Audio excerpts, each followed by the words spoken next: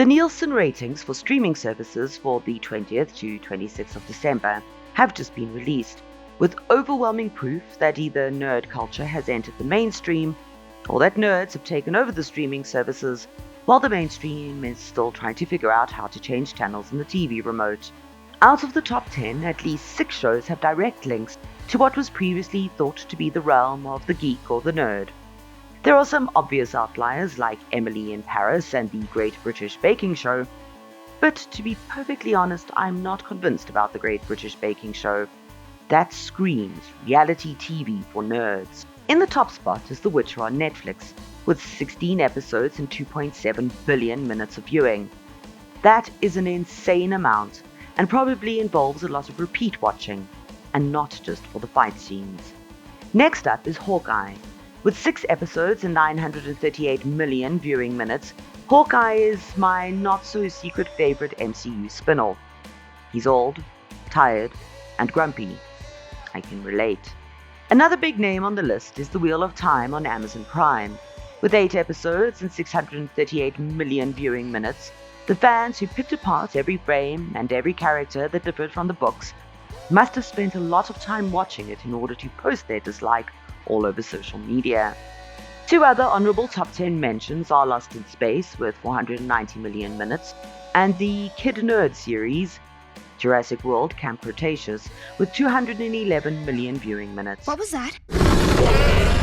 The biggest top 10 surprise was, however, Marvel's Daredevil on Netflix with 195 million viewing minutes. The surprise is, of course, making the top 10 when the studio cancelled you 3 years ago. Whoops.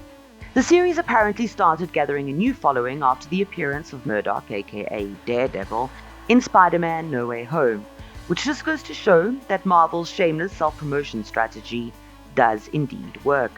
Another rating surprise was that Lucifer, not something like Squid Game, was the top original series for 2021 and clocked up 18.34 billion minutes of viewing.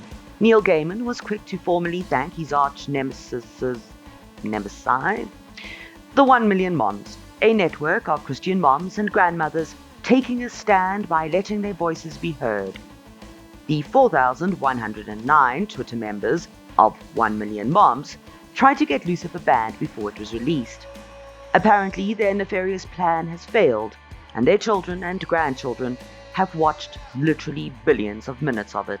Did you know there's a special section of hell reserved for bullies, so have fun. The devil will make you do it was the parental war cry of the 80s and early 90s. I mean, why do they blame me for all their little failings, as if I'd spent my days sitting on their shoulder, forcing them to commit acts they'd otherwise find repulsive? Oh, the devil made me do it! I have never made any one of them do anything. Never! And apparently they have passed the baton to the just over 4,000 1 Million Moms. D&D, or Advanced D&D because we were cool and had moved up a level, was seen as the gateway to Satanism. Satanism, or the threat of it, was big at that time. Dungeons & Dragons is a real serious problem. Funnily enough, the kids who I played AD&D with did not grow up to become serial killers, but rather neurosurgeons and bankers.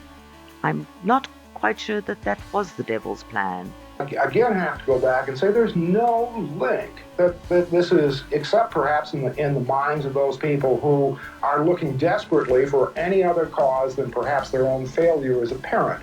What are the pieces, for instance? Well, this game affects the most intelligent of our children. It's time to stop! Where are your parents? Playing D&D with their kids. From the world to Hell's Kitchen. From Los Angeles to hell itself. Just remember that we are all nerds here. If you would like to see more nerd content, please comment, like, and subscribe.